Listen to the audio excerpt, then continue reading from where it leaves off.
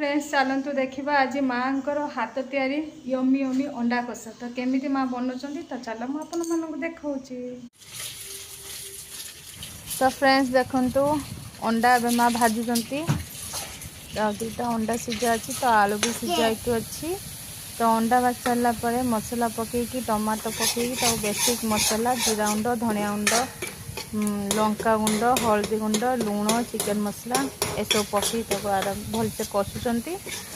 तो मसला को भलसे कषिले तेल उठी आसिले तो मसला आम रेडी हो। तो मसला तो से अंडा मसला रेडी हो गला अंडा भजा आउ आलू सिझा पड़ी कषा होची।